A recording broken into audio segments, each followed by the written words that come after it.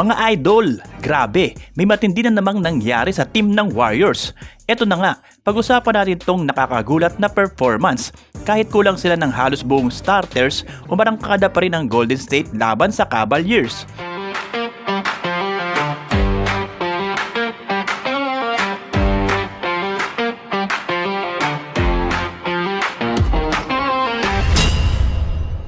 Eto kasing si Pat Spencer, mga idol, ibang klase ang pinakita.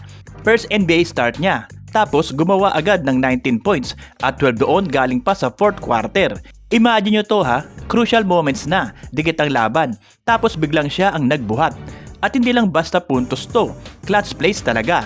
Tapos mga idol, nung huling 7.3 seconds, lamang ang Warriors ng 97-94. Nagkaroon si Donovan Mitchell ng malinis na tira sa wing para itay ang game. Pero ayun, nag-bounce lang sa rim. At guess what? Si Spencer ulit ang kumuha ng rebound. Clutch na nga sa opensa, clutch pa sa depensa. Tinapos pa niya sa dalawang free throws kaya nasil ang panalo.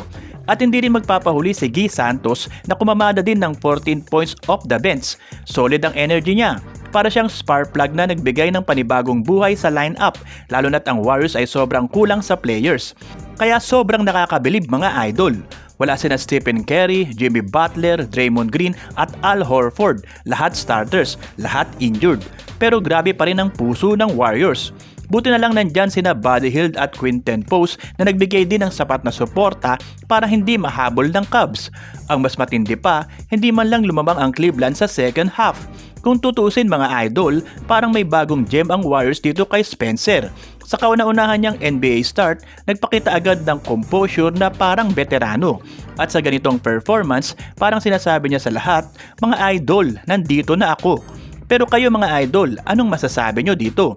Sa tingin nyo ba mas lalaki pa ang role ni Spencer sa Warriors lalo na kung tuloy-tuloy ang injuries? Drop nyo opinion nyo sa comments. Yun muna mga idol ang kwento natin ngayon.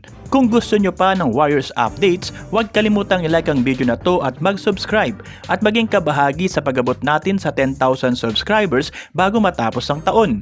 Tuloy-tuloy pa mga balitang Warriors natin dito sa sports natin to. Peace out mga idol!